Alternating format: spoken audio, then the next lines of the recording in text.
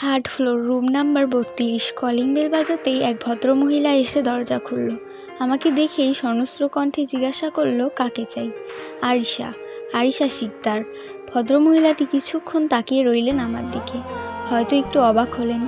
You are Arman, right? Arisha? না, ও আর এখানে থাকে না, অনেক আগেই চলে গেছে। যাওয়ার আগে আপনার কথা অনেক বলেছিল। এত বছর পর আসলেন, আমি তো ভেবেছিলাম আপনি আর আসবেনই না। বলে মহিলাটি তার রুমে গিয়ে একটি ডায়েরি নিয়ে আসলো এবং বলল, আরিশা এই ডায়েরিটি আপনাকে দিতে বলেছিল। আমি ডায়েরিটি হাতে নিয়ে বললাম, আরিশা এখন কোথায় থাকে? এই ডায়েরিতে কি তার ঠিকানা লেখা আছে? ভদ্রমহিলা বললেন, সেটা আমি জানি না, আমি কোনোদিন এই ডায়েরিটি খুলে দেখিনি, কিন্তু হ্যাঁ, আরিশা বলেছে এই ডায়েরিটি পড়লে আপনি আপনার সব উত্তর পেয়ে যাবেন। বলেই ভদ্রমহিলা দরজা বন্ধ করে দিল। আরিশা আমার থেকে এক ক্লাস নিচে পড়তো, আমি পড়তাম 11-এ আর আরিশা পড়তো ক্লাস 10-এ। স্কুলের এক ফাংশনে দুজনের প্রথম পরিচয় হয়েছিল, তারপর খুব ক্লোজ হয়ে যাই আমরা। এতটাই দুজনে মিশে গিয়েছিলাম যে সবাই ভাবতো আমরা রিলেশনে আছি। সম্পর্কের বাইরেও এমন কিছু সম্পর্ক থাকে যার জন্য আলাদা করে কাউকে ভালোবাসার প্রয়োজন পড়ে না। The school of perfect life partner, জীবনের বেস্ট একটা পার্সন। প্রত্যেক মেয়েদের জীবনে একটা ছেলে বেস্ট ফ্রেন্ড থাকে, প্রত্যেক ছেলেদের জীবনে একটা মেয়ে বেস্ট ফ্রেন্ড থাকেই, যার সাথে সব দুঃখ কষ্টগুলো শেয়ার করা যায়। ভালোবাসা অনেক ক্যাটাগরিতে ভাগ করা থাকে, বাবা মা, ভাই বোন, বন্ধু বান্ধব, প্রেমিক প্রেমিকা, এক একজনের প্রতি ভালোবাসাটা এক এক রকম। আমাদের নিয়ে কে কী ভাবছে বা কে কী ভাবলো এ নিয়ে আমরা একটু ভাবতাম না। 3 বছর এই বন্ধুত্বের সম্পর্ক ছিল। তারপর একটা সময় আসে যখন ভাঙন ধরে। ভাঙন জিনিসটা খুব কমন, তাই না? সব কিছুর মধ্যেই থাকে। যে রাস্তা নদীর জলকে ঘিরে রেখেছিল তারও একদিন ভাঙন ধরে যায়। এটা অসম্ভব কিছু নয়। আমরা যারা খুব সহজেই মানুষকে আপন করার চেষ্টা করি, আমরা যারা অন্ধভাবে কাউকে ভালোবেসে ফেলি, তারা জানি এই ভাঙনের গভীরতা কতটা। ও এক সময় কাউকে ভালোবেসে ফেলে, তার সাথে রিলেশনে চলে যায়। আমি হয়ে যাই একা, অবহেলার পাত্র। ফোন করলেই বিজি পেতাম, মেসেজগুলো আনসিন পড়ে থাকতো। ঘৃণা জমে গেল ওর প্রতি। স্বার্থের দুনিয়ায় প্রয়োজন ফোলারে সবাই হারিয়ে যায়, কথা বলার ধরনটাও পাল্টে যায়। আমি সরে আসতে চাইলাম ওর থেকে, সরেও গিয়েছিলাম। তারপর 5 বছর আর কোনো যোগাযোগ রাখিনি। এই 5 বছর অনেক কিছু পাল্টে গেছে। আমিও ততদিন ভুলে গেছিলাম সব কিছু, ব্যস্ত হয়ে পড়েছিলাম নিজের জীবনে।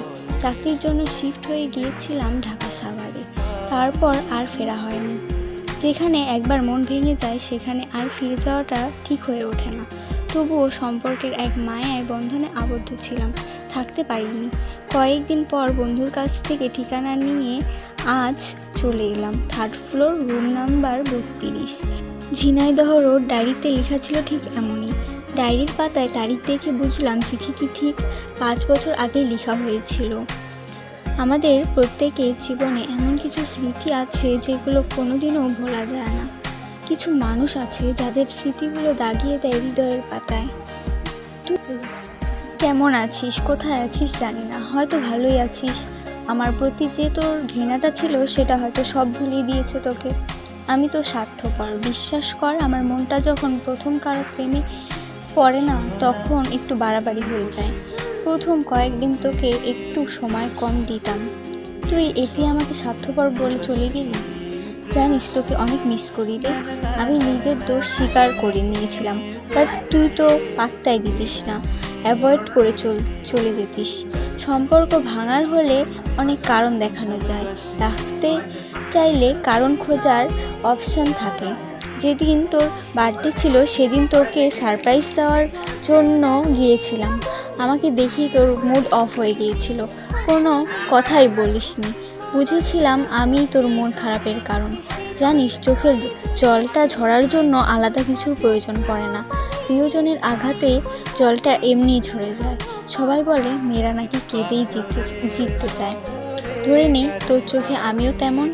এইটুকু আর বাকি থাকবেই বা কেন? চলে এসেছিলাম সেদিন, চলে গেছিলাম তোর জীবন থেকে।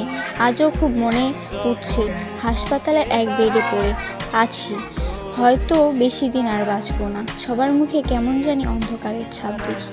বাট আমি বুঝি, চোখ বুঝলেই দেখি মৃত্যুর হাতছানি, ঘোর অন্ধকার, ভয় লেগে যায়। খুব মন চায় তুই ফিরে এসে যদি হাতটা ধরতিস, হয়তো অনেকটা সাহস পেতাম। কিছুদিনের মধ্যেই আমি জানতে পেলাম আমার ব্লাড ক্যান্সার হয়েছে, লাস্ট স্টেজ। ডাক্তার বলেছেন বাঁচানোর কোনো উপায় নেই, আর মাত্র 2-1 দিন আছে আমার হাতে।